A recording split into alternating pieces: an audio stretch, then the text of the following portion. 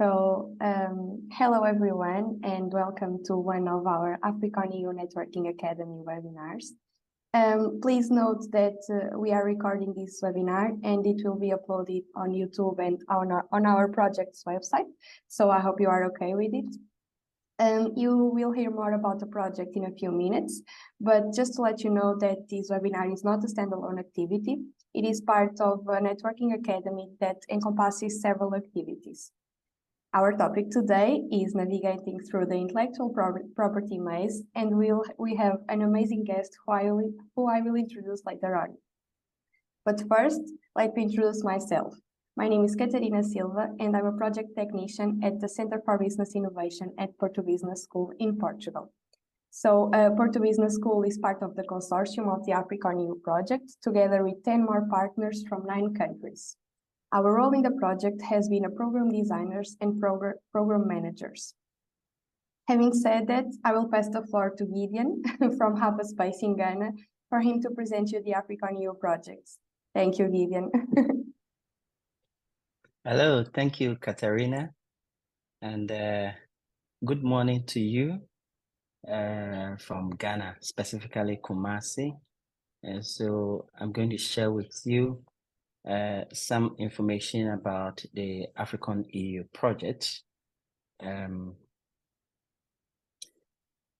As you can see from the screen, the project started in February 2021 and is proceeding until January 2024. So we have some few more months left. But the project AfriConEU aspires to create the first Trans-Continental Networking Academy. And the goal is to support African and European digital innovation hubs in capacity building, knowledge sharing, networking, collaboration, joint projects, and venture development. And it has three main goals. The first one, to facilitate knowledge and experience sharing, drive the development of mutually beneficial partnerships, and lastly, support the creation of collective projects to boost the digital economy and thereby empowering the youth and women to foster on innovation and growth. So that's our 3 main goals in doing this. And on the screen, you see a display of the 11 member consortium members. There are 4 from Africa and then 7 from Europe that are coming together to do this. So first of all, we are fostering deeper connections and collaboration among ourselves, and then trying to bring in all the innovation hubs and innovators that we have working under them in Europe and in Africa. These are the phases of the project, and thus far we are on the phase 4. That's the community development and then the result uptake. So the actual delivery is now taking place. For phase 5, it's been running all through the communication and dissemination. So if you visit our website, africoneu.eu, you'll find all these information about what we have been doing and what we are yet to do so far, which I'll mention briefly very soon. So altogether, we are organizing 12 local workshops in the 4 African countries, that is Ghana, Nigeria, Uganda, and then Tanzania. And then we have 20 webinars, 8 master classes running online. One of them we are experiencing right now. We also had our international brokerage event in Bologna that brought together a lot of seasoned speakers. You can get to listen to that from our YouTube channel and then also from our website. You can check it out. We are also about having 4 boot camps in the 4 African countries that we are working with, and then we'll have our final capitalization event that is yet to take place before the project comes to an end. So these are the thematic areas that the local workshops the webinars and then the master classes focus on. First one being business development models and multi-actor approach. And then we have technology transfer, which is very essential in today's world. Then startups and financial support. I think we cannot do away with this, and the innovation. And then the last one, digital and entrepreneurial skills development. So all our programs and projects have been revolving around this. Then this is the timeline of how things have been. So now in June, we are still doing some of the webinars and then the local workshops. From July, we'll start our boot camps, and then we'll be gearing towards our final capitalization event later in the year. Now, you have the opportunity to learn all about what AfriConEU stands for, the impact we are creating, and all the activities that have been undertaken so far. If you go to our website, that is AfriConEU.eu, all our activities are free, so feel free to register for any of them. And then if you go under the Networking Academy, all the sessions we have had are also recorded, so you can also listen to them. And you can also register for our monthly newsletters that shares a lot of insights about what is happening in Europe and Africa for you to learn more about the digital innovation space. So yes, thank you so much for following us and being here. And we invite you not only to listen to the session that we are going to have, but feel free to ask all your questions and then also share and invite your friends to join. Thank you.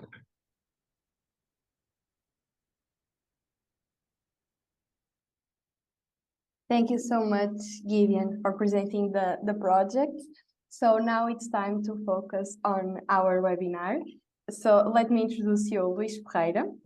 Luís is a renowned professional in the field of intellectual property with extensive experience as an European patent attorney and trademark attorney. He stands out in problem solving, project management, and collaboration. His expertise covers patent processing in electronic software, electromechanics, and information methods. Luís is also knowledgeable in marketing operations, data analysis, trade marketing, and customer service. He is a highly qualified speaker and a reliable source of knowledge in the ever-changing field of intellectual property. Having said that, now I will stop talking and give space to Luís. Thank you very much again. Thank you, Catarina. That was a very nice presentation. I'm very flattered.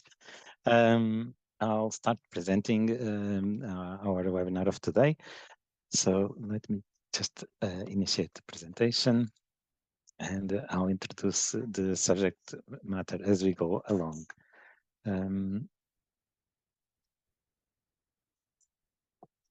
should be seeing now the Yes, we can see presentation screen. Yes. Now to the presenter view, correct? Yes, not the presenter view. Okay, thank you. It's important that. So very quickly, IP, intellectual property, can be a maze. It can be a complicated entity, a complicated field, especially when we are working in digital and software and telecoms, electronics, IoT. Those fields are usually quite complex in themselves. And then when we mix intellectual property, things get even more complicated. So it happens that many times we feel like we are in a maze of difficulties. When we are creating, innovating, we have patents, trademarks, infringement, oppositions, appeals, designs, all these things come into foreplay. And the question is what we can do about it to achieve our goals in this field. And of course, the goal today will be to simplify it. We want to make it something that is clearly organizable, and that's achievable for our goals in this field. We'll be structuring the presentation in a very traditional way. So we'll talk about IP rights and the key IP rights in this field. So we'll be addressing patents, trade secrets, copyright, and software licensing. Of course, there are other rights. We'll make a brief mention, but we'll not go into much detail. For example, trademarks and designs. How can we structure these IP rights and what are they for and how are they obtained? We can start with patents. Patents protect new inventions, so new solutions to problems, usually technical problems, technological problems, and they require an application. And in most countries, they will be examined. So a patent examiner will check our patent application for novelty and inventive step, for example. And if positive, our patent will be granted. Copyright in this field will typically protect source code. Of course, it will protect everything that is creative and expressed. It exists automatically. There is no registration requirement for copyright, although it's quite useful and recommendable when there is any issue, any question of who was the originator, who was the creator, who was the original author of the copyright. So in those cases, even if registration is not mandatory, it can be quite useful. Trademarks identify our products and services. They are a distinguishing factor when we are in the market, when we are selling products and services, so that our products and services can be distinguished from the products and services from other companies, from other originators, other sellers. Trademarks are obtained by registration or in some locations, in some jurisdictions by their use. But even when registered, trademarks are required to be used. So the key aspect of trademarks to understand is that if we don't use them, we lose them. Registered designs cover the external appearance of a product.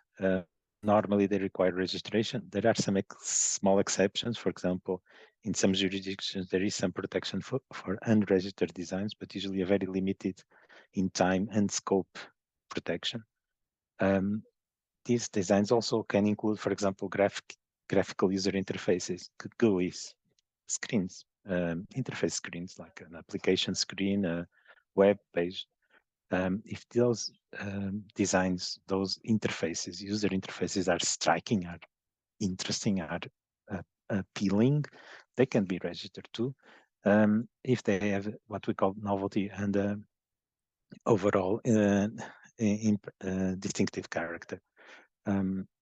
This means that graphical user interfaces can also be protected by designs which afford a slightly more expensive protection than just copyright. Finally, I will go into trade secrets. Trade secrets protect information that is valuable. It must be clear that information is valuable.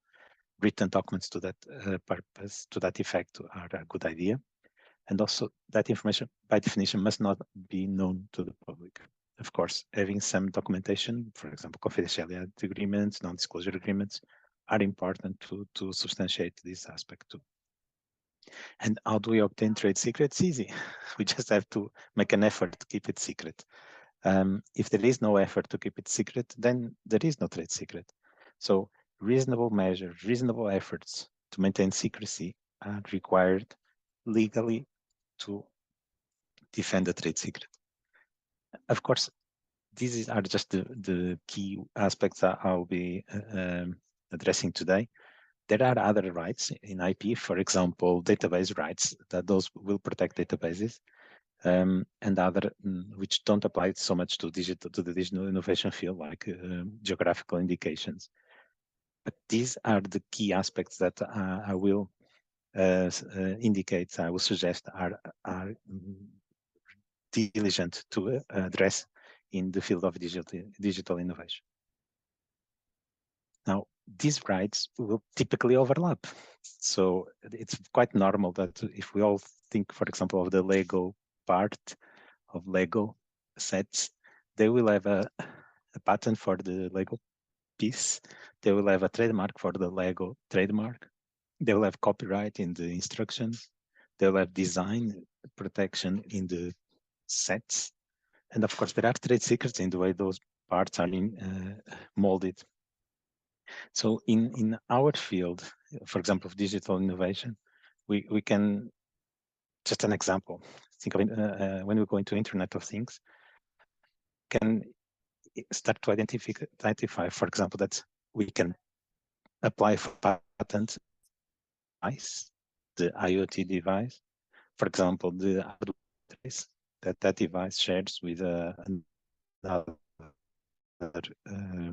machine, public lighting system, public power grid, etc. For example, the communication method of that device, or even its operation method.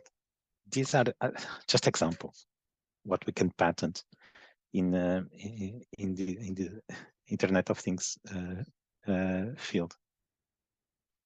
Of course, if we move on, we can trademark the device name, or we can trademark the service name under which we are providing the service.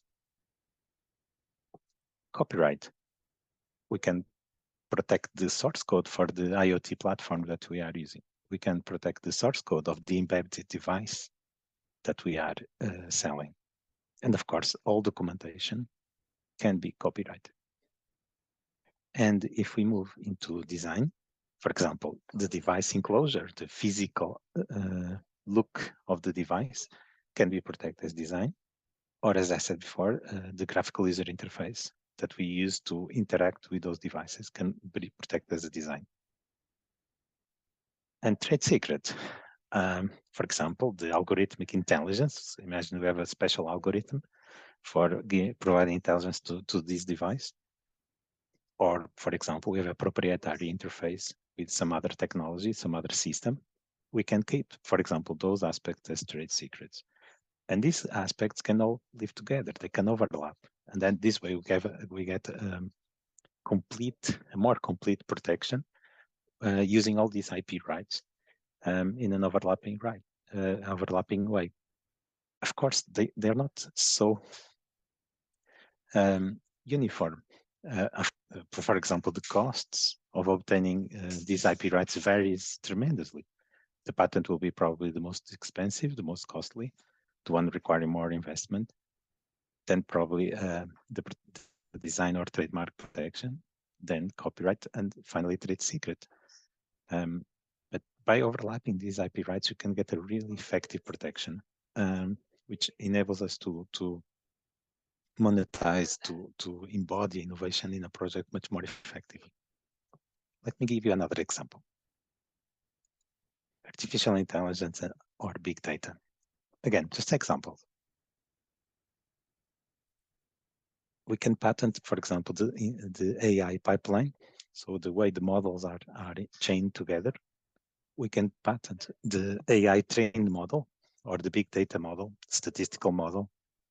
We can protect by patent the training method for the model, or even just the data transformation that we are using, for example, for training the model or for obtaining interesting results from the model that we have trained before.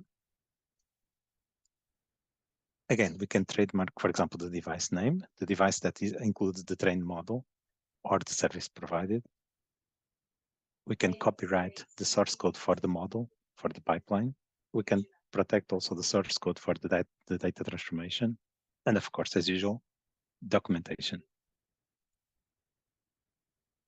Design, again, graphical user interface, device enclosure. And of course, trade secret. It's possible to protect the data pre-processing pipeline that we are using. For example, it's not, and while at the same time protecting the trained model as a patent, as long as the patent is duly disclosed. We can protect, for example, instead of patenting the trained model, we can protect this as a trade secret. Normally, this happens a lot of times. We protect the training data sets as a trade secret. Those data sets are quite difficult, expensive, costly, precious to build. So let's keep them as a trade secret. And of course, what happens a lot of times also, any issue, any quirk in the data that we solve, those small tricks, small secrets that have enabled us to use the data effectively, those are usually also protected by trade secrets. And this is how these rights can overlap to protect your AI invention, your AI product, your IoT product.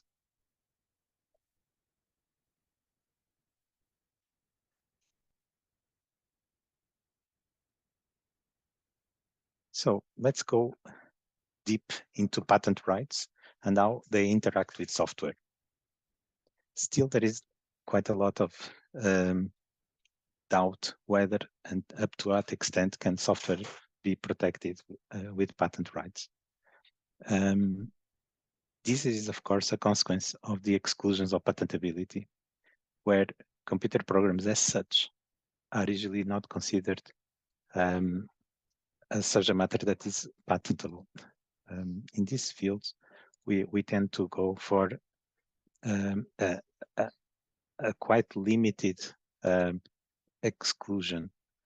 Thus, when we see an exclusion for computer programs as such, this must be interpreted quite literally, quite in a limited fashion. So basically, this practically means that source code as such is not protected by a patent right. Source code as such should be protected by copyright. Of course, if our method is mathematical, we have a problem also, again, another exclusion for patentability. And we must be careful also that we are not patenting a business method. So if we navigate these issues, patentability can be obtained in the software field, in the digital field. Of course, like any other patent right, whether it's in the software field or not, it must comply with the basic requirements for a patent. It must be novel, inventive, and have applicability. It's quite easy in our fields as long as the patent protection is not too mathematical. The best way to address this is to frame what we are trying to protect as an invention. And what is an invention? The invention is a solution to a technical problem. So if you can frame what we are doing as a solution to a problem, this will help tremendously in obtaining patent protection. However, this invention must have what we call a technical character. So the invention must be technological, must relate to a technical field, must concern a technical problem, and of course have technical features in which we can define the solution to this problem. So how will this be checked in real life? In fact, we start by the exclusion. So first we start with what we call eligibility. Is it what we are trying to patent something that is excluded from protection? This is the first check we do. Then we check if it's new, and finally, if it's not obvious, if it is inventive. And these are the steps that a patent examiner will follow when examining a patent application in these fields. In practically all fields to be correct. So this means that when we are drafting a patent application, when we are thinking of what we can protect by patent, we think of these steps. Are we trying to frame it as something that can be patentable? Are we seeing it as something which is new? And of course, something which is inventive, that is sufficiently different from what exists to be patented. How can we think of this in terms of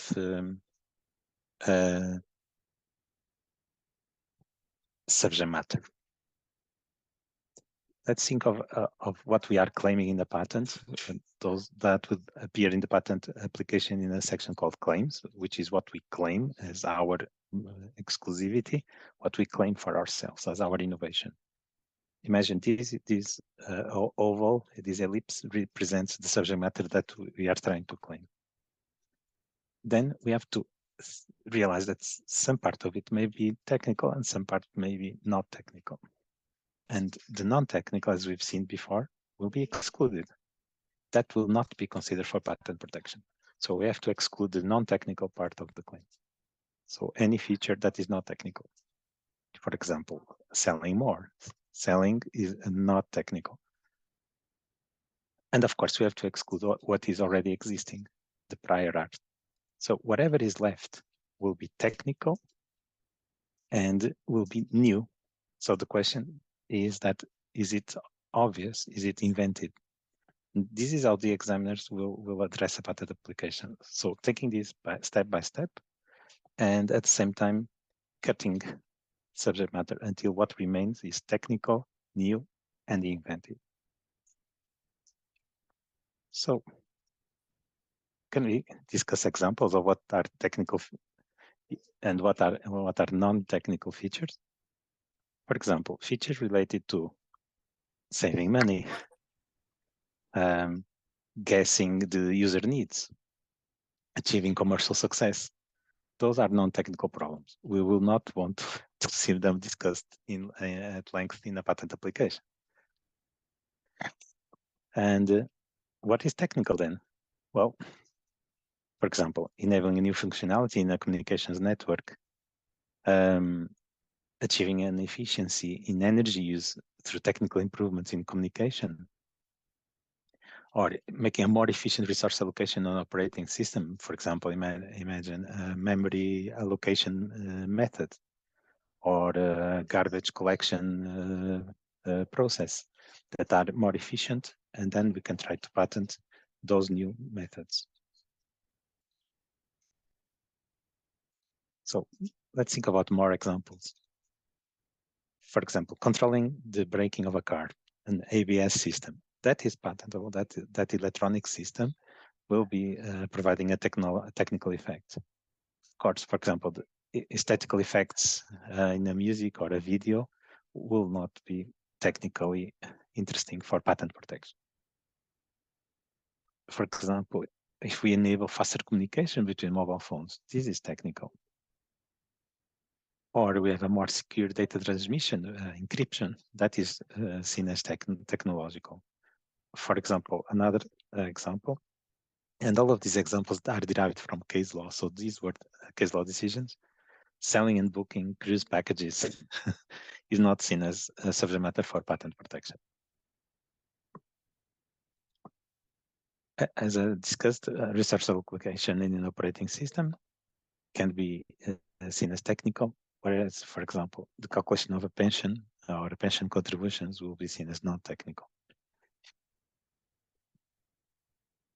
This then brings us to another question. Although we'll be checking in a little bit more into trade secrets, we already know what discussion, what is more suitable for patent protection or trade secret protection. So if it's based on technical information, as we've seen, patent protection is more advisable. If it's based on mathematical steps or relationships or commercial realizations, then trade secret is a better protection. If we have a specific technical implementation, patent is more advisable. If it's about mathematical or a business implementation, trade secret. For example, if we have a cognitive or physiological application, for example, regarding human behavior, then probably trade secret again is a more advisable protection. If we talk about specific hardware, that's also another indicator for patent protection. If we are merely using general purpose, it's not mandatory, of course, just an indicator, then maybe trade secret is more advisable. If we are talking about a highly concentrated invention, usually patent protection is better. Distributed inventions, when we have small devices distributed along a large area or a large system involving multiple parties, sometimes even multiple countries or jurisdictions, those inventions are usually tricky, difficult to protect as a patent.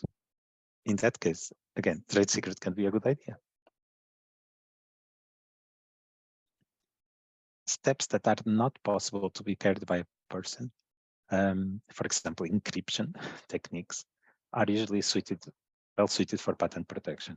Whereas steps that can be carried out mentally by a user, or sometimes we even use the notebook and pencil test. So if a person can carry out the method using a notebook and a pencil, maybe that's not so much technological, then maybe that is more suited for trade secret protection. Let me show you a few examples. I took this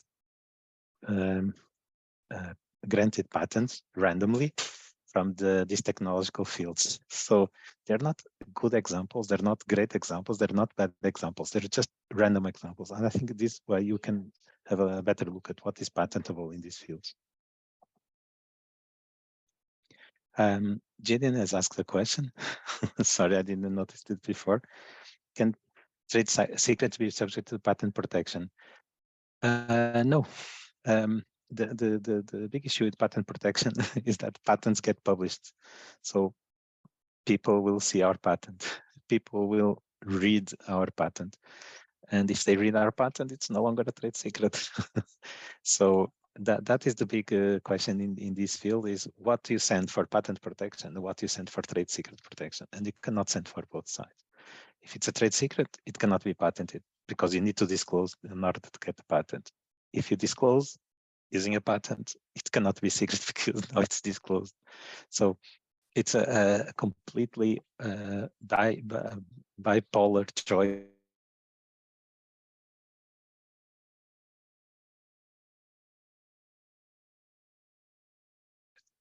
And of course, once you send it for the patent route, it gets published and it cannot come back as a trade secret.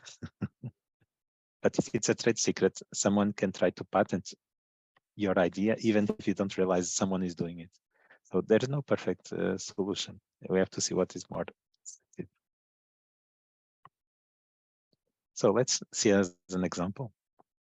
For example, this was a granted patent claim.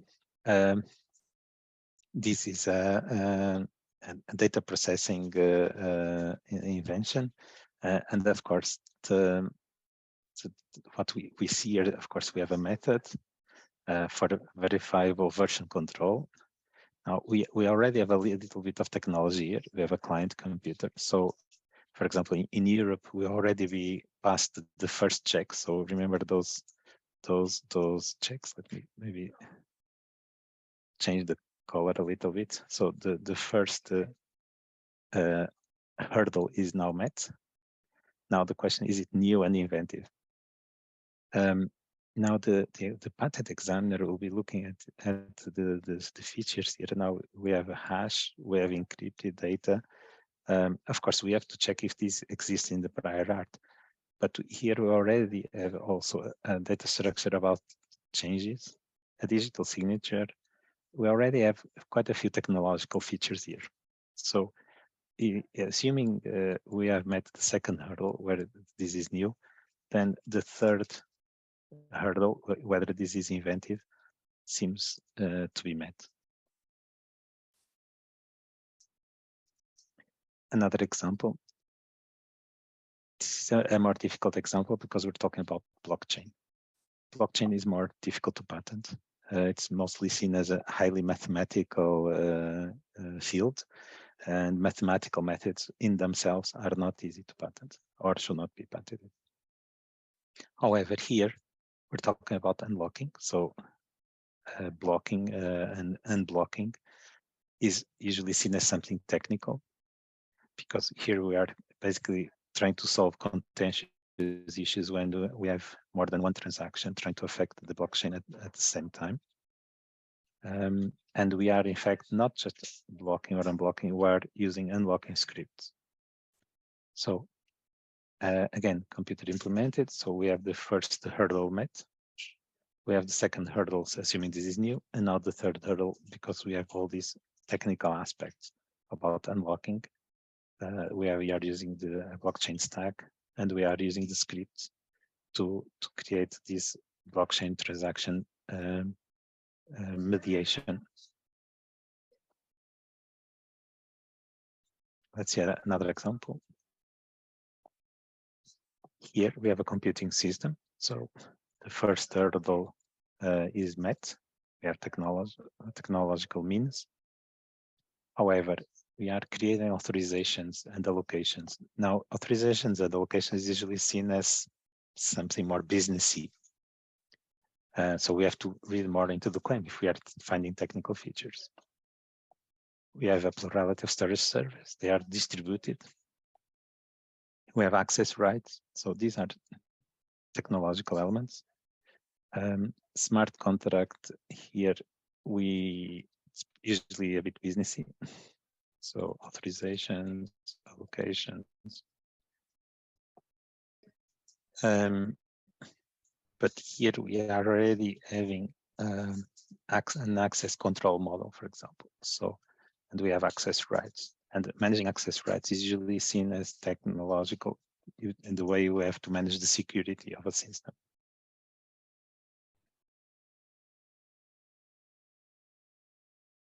Go ahead here. Another example, we have a method, could be mathematical, we don't know yet, but it's within a network. So the first hurdle is now met. Then we are exchanging blockchain messages. So far, could be any kind of messages, a ledger of transactions, could be financial, accounting. But if we continue, we have a fork broadcast. Now, this is already technological. So we have a technical implementation of the blockchain. Then we are comparing blocks with locally stored. So there's a connection, distinction between distributed and local. Then we are also detecting suspicious patterns, and we are receiving transactions, and we are detecting a network attacker entry point. So assuming this is new, we are also meeting the third criteria, because we have already enough technological elements in our claim so that it could be granted as a patent. Okay, so examples in this field are usually complex, dense, but I think it's better to show you directly what's happening and what can be patented. I think it's also important to see, as we've seen, for example, these are non-technical aspects, allocations, authorizations, those will not count. Or, for example, a ledger of transactions. Or, for example, mere exchanging of messages. Those will not contribute to the aspect, to the technical character of our invention. This is even trickier. I will not go into much detail, and it's probably not the focus of today's presentation. When we go into the medical devices, where we know that, for example, there are further exclusions, like diagnostic methods cannot be patented, surgical methods cannot be patented, and of course, as we are seeing already, computer programs as such, so non-technical aspects cannot be patented. So this is what I call the Bermuda Triangle of medical devices. We have to navigate between these exclusions. But here in the middle, on the middle of this triangle, patentability can be obtained and is obtained every day. So tips, suggestions. Claim the solution, not the problem. Lots of times we see patent applications where people describe the problem in immense detail, but not the solution. Of course, explain the how, not what. Explain how it works. Explain the technical implementation, not what we need, what we do. And of course, includes all essential features necessary for solving the problem. Do not overgeneralize if it's not possible to overgeneralize.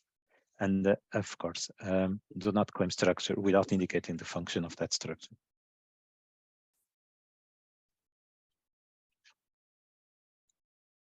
So in conclusion, strong patents are usually with a strong disclosure, a strong enablement to give reproducibility to what we do, and we have to be specific in explaining how it works. Probably not so much related to quality patents is this discussion about what is eligible or not eligible. But the fact is we have to do it if we want to have our patent granted.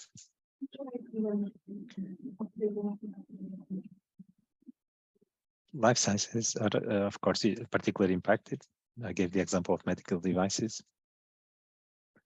And of course, if we have to be practical, that helps tremendously. When we disclose applications that are reduced to practice, have practical elements, and of course, do not overgeneralize. Do not try to be overbroad, because that will destroy inventive step. And include non-eligible subject matter most of the time. So, in terms of project management, try to have complete visibility to innovation with your organization, because this is what enables all these technical aspects to be inserted in our patent applications. And of course, the goal is not to protect everything. When we overgeneralize, we are destroying patentability. We have to capture our core intellectual property by filing deep, well-written, in-depth technical texts that should have layered protection. So it should have layers of subject matter, not just one thin layer. They should have a higher layer, a middle layer, a lower level with different levels of detail. Of course, we are always producing IP, and given the cost and investment in patent filings, doing marginal patent filings as attempts will remove budget that is necessary to protect your core IP. Of course, internationalization of patents is viewed as important and increasingly important. For this, we have to focus on what is our core inventions, what are core developments, what is our core innovation, so that our patent protection can follow what is that highly important core that we want to protect. Okay. So, if there are any questions now, I'll probably be moving on to trade secrets. This will be faster, I promise. Trade secrets. Are they an alternative to patents? Yes, they are. However, is it an invention, an idea that is suitable to be kept indoors? Can we keep the secret? Remember, secrets can leak out, and once they leak out, there can be no further protection. At best, we can get monetary compensation. And of course, an invention once disclosed cannot be patented, with some very small exceptions. So in some cases, it may be preferable to keep inventing without patenting, just by keeping ahead of the competitors, by being faster than the competitors. If we are in that situation, a mixture of trade secrets and high speed in commercialization and development can be a successful strategy. So what are the elements of a trade secret? As we've seen before, it mustn't be not known by definition. It must have economic value. And of course, there must be reasonable efforts. Be prepared to show these reasonable efforts. Be prepared to document, to evidence that these reasonable efforts were taken. The nice thing about trade secrets, they have no limitation in time. If it's an interesting secret, it could last forever. Of course, the protection of a trade secret is basically a monetary compensation. And if a disclosure without consent or an abusive disclosure happens, there is compensation. But that does not solve the problem that the secret was leaked out. Of course, the trade secret does not protect against independent invention. Imagine you have a great formula or a great algorithm for predicting some network condition. If someone independently of you reaches the same invention, or even does up to the legal extent with some reverse engineering, the trade secret will not protect you against that. Even worse, the trade secret will not protect you against inadvertent disclosure.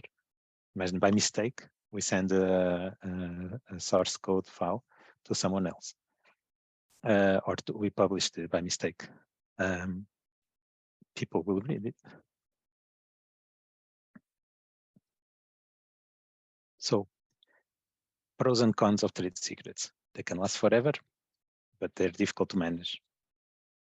They protect well ideas that have a short shelf life, 2, 3 years, 5 years. More than that, it's difficult to prevent reverse engineering forever. It's difficult to provide evidence that the trade secret was stolen or leaked by someone. And of course, you need a non-disclosure agreement. However, again, as I said, proving abuse of a trade secret can be quite difficult. Of course, you can get injunctions and damage compensations in court, but again, you have to go through a court. So a patent gives you a right to exclude others. A trade secret, no. The patent requires disclosure. The trade secret, no. The patent will last 20 years in these fields. It can last 25 and 25 and a half in the medical fields, but we are here in the digital field. It's only 20 years. Trade secret can last forever. A patent is usually highly costly to obtain, whereas a trade secret is usually quite cheap. The patent will protect you against reverse engineering and independent invention. The trade secret, no. Thus, and these are the key differences between the two. However, they have a key similarity. None of them protects against design around. So someone would want to design around your patent or design around your trade secret, find a different way to achieve the same result. Neither patent nor trade secret will protect against that. Let's go into copyright.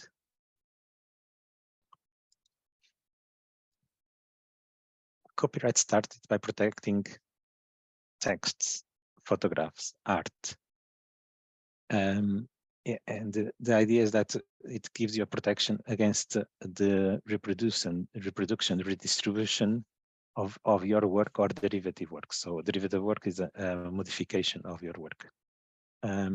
Copyright lasts a long time, 70 years after the life of the author, or 95 years from publication in works for hire, depending on the jurisdiction. This is not true for all countries, not all jurisdictions. However, copyright law does not protect the functional aspects of a computer program, protect you the functionality, the mechanism behind a program. It will protect the source code from being copied. So copyright protection may be sufficient in some cases, as long as these conditions are clear. Authorship must be clear, otherwise it will be very difficult to give evidence of the copyright protection. You need a clear authorship in copyright, otherwise it will be a very weak right or non-existent right. It's easy to challenge copyright if the author, if the authorship is not clear. If the commercial life of software is less than the expected time to get a patent, why get a patent? Let's just use copyright. If the value of the idea is in the source code, so imagine it's really interesting source code, but the mechanism is not so interesting, then the value is in the source code, not the mechanism that could be patented. Or even if the method is not something that it can be patented, or is a field where open source is used a lot. In those areas, copyright protection may be sufficient. Copyright protection does give us a very interesting application, is that we can create this mechanism of software licensing. Software licensing exists because of copyright. We can only license software because it's based on a copyright mechanism. Even when it's open source, it's based on copyright. So for example, when we have different types of licenses, for example, the GNU public license set of licenses, or what we call a copyleft mechanism, it is legally actually based on copyright. That's what enables these open source licenses to exist. Of course, we have other licenses, for example, BSD, that is a permissive license, a more open license to commercialization. And of course, there are many other open source licenses, proprietary licenses, closed licenses, and of course, even shareware, freeware licenses. There is even a license that enables you to use a piece of software if you send a postcard to the author, to the original author. I think it's called postcardware. And finally, we have software that is in the public domain. It's not a license. It's basically the author giving away the software. So, for example, if you take a family of licenses that is very much used in open source, They are a set of licenses. So the GPL family of licenses will have the GPL, which enables grantees access to the source code and the right to make derivative works. It is a copyleft license, so it's made so that modifications are shared back to the community. But there are other more specific licenses, for example, the LGPL, or lesser GPL license, or the Afero license, which I'll go into the detail. But this is a set of licenses that work well together. They are strong open source licenses. For example, the GPL is part license, part manifesto. It's about the freedom of software. And of course, you have the right to modify, use, or distribute software to access the source code fully.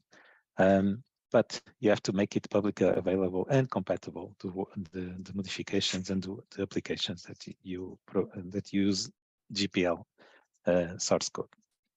Of course, there are discussions here. The way you link to your programs, you could be creating a derivative work. So you could be what we could say infecting other pieces of software with a GPL license. There is no explicit patent grant, so it could be using software, but could still be open to patent litigation. There's no discussion of trademark rights or duration. It is a bit silent on sub-licensing. And of course, it relies exclusively on license law, not contract law, whereas in the proprietary license, you could also have some contract law instrument behind it. The LGPL is a lighter, if you could, if you accept my suggestion, license that resolves the linking problem. So it's usually that's why some people call it the library GPL. So it enables you to use a library without that issue of infection of a GPL license to your program. And of course, we have the final one, the Afero. This one protects software over a network. Usually protects open source over software as a service systems software. It's interesting for dual licensing, but it's a license that creates a solution for the previous licenses, because if software resides in a server, it may not be necessarily being redistributed. And if there is no distribution, if there is no copyright does not activate. So that's why the Afero license appeared. Again, these are quite strong open source licenses. And then, of course, you can have more permissive licenses like MIT, BSD, or Apache. Those licenses are allowing broad use, modifications, or redistribution without obligation to offer these modifications back.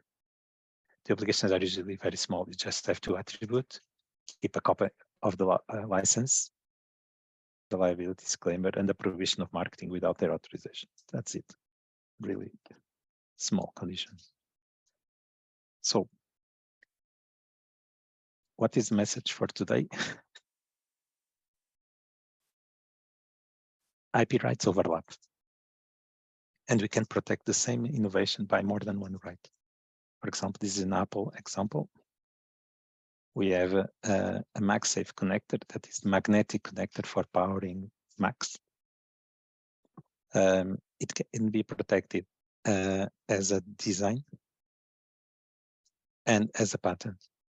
See how so here we have the design. Here we have the patent. See how the drawing in the patent is not realistic. It's just an illustration of the technical concept. The real drawing is in the design. These two rights protect quite strongly to provide an effective protection. So as another final message, remember the priority clock is ticking. The time we need to create these IP rights, the time we create them is the time we file them. And that's when the protection starts. I leave my contacts for any question or doubts. And I'm fully available for any questions that you may have. It's been a pleasure. So thank you, Katerina. Thank you, Gillian. I'll stop sharing and make myself available for questions. Thank you so much, Luis, for accepting our invitation and being here with us today. So My pleasure. does anyone have a question for Luis? Too much information. Actually, I have two questions about two major points, I think, that is budget and location. So the first one is, how does intellectual property law differ across different countries? And I can make the second one, is that how can startups and small businesses navigate the intellectual property landscape on limited budgets?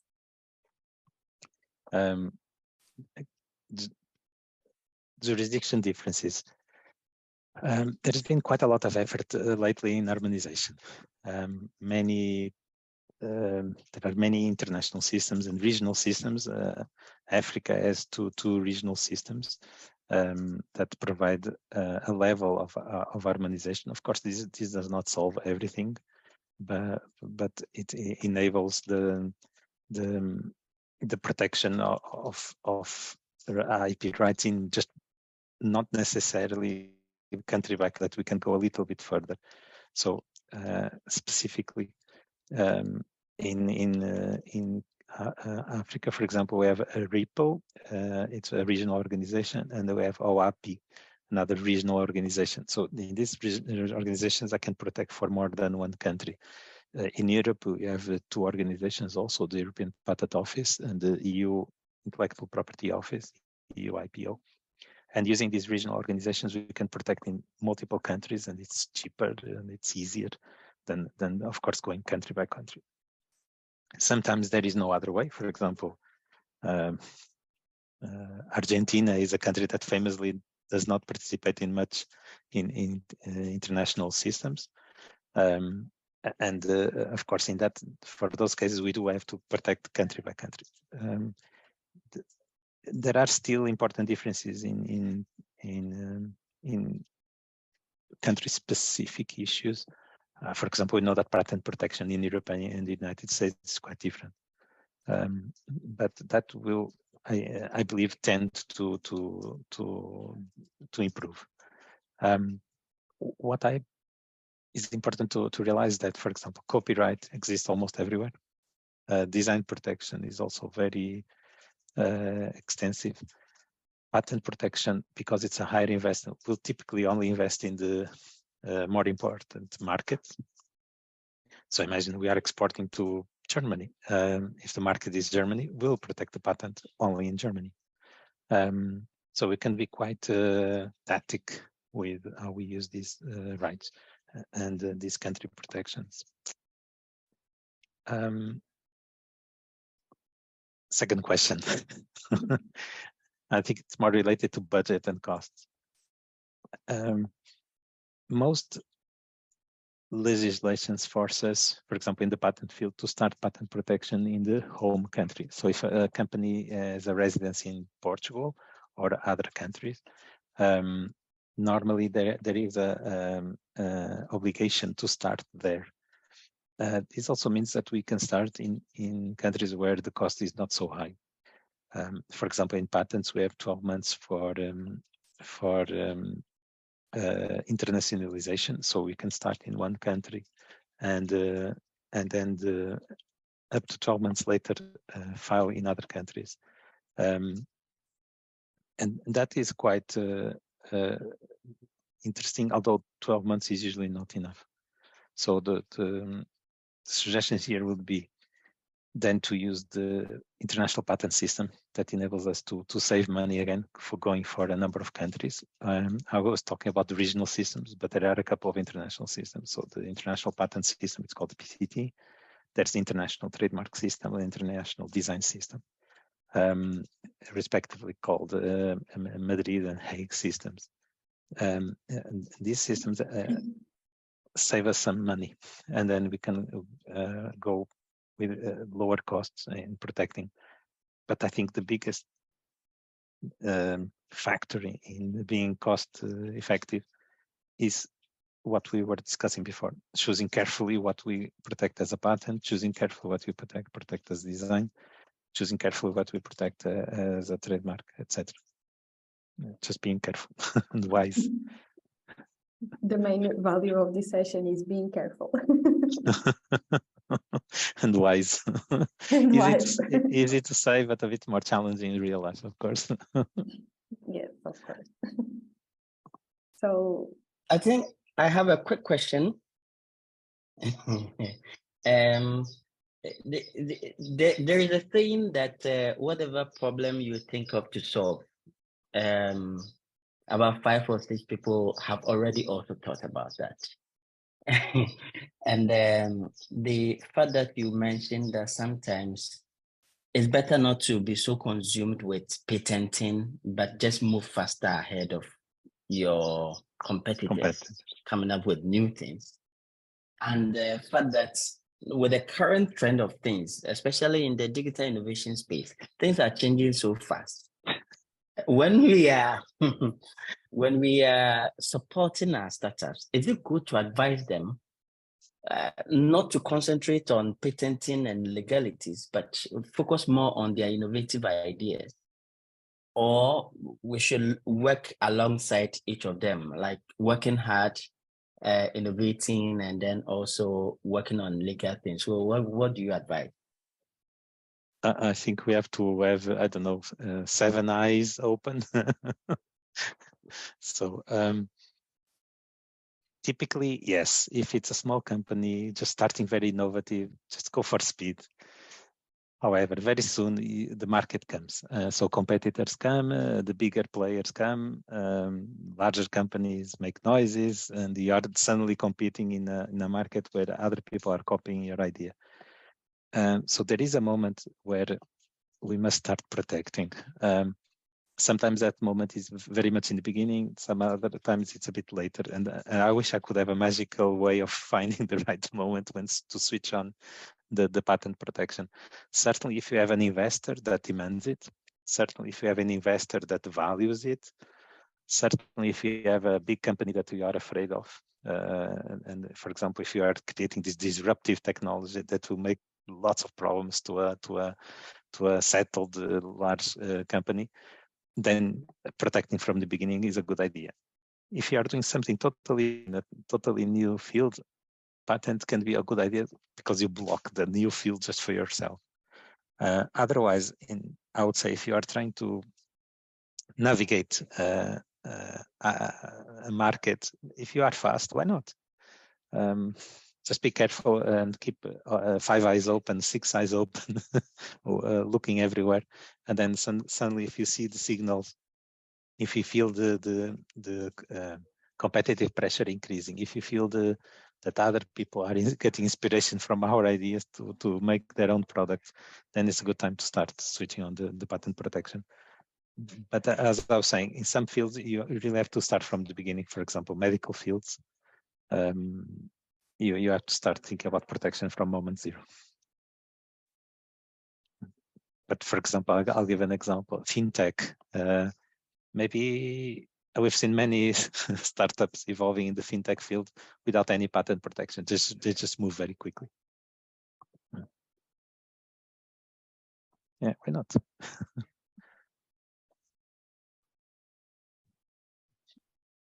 So these are all the questions. Does anyone have one more question? Otherwise, no, it's okay, man. So I have 2 last requests. Thank you very much. Thank you, Luis. I have 2 last requests. The first one is, can you send me your emails by message so I can send you the evaluation questionnaire? It will be used for project purposes only, but we don't have the questionnaire today, so I'm asking you to send me, please. Okay. All the participants, of course. I already have the email from Luis. Thank you. And the second request is to turn your cameras, please, for us to take a family picture of the webinar. So Aqua, Maxwell, Josephine.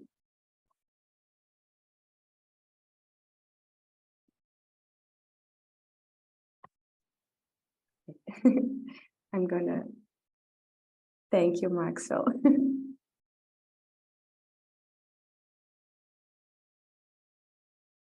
The others are making up.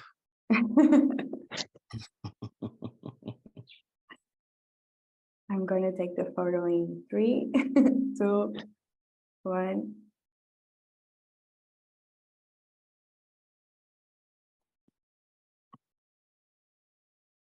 Perfect.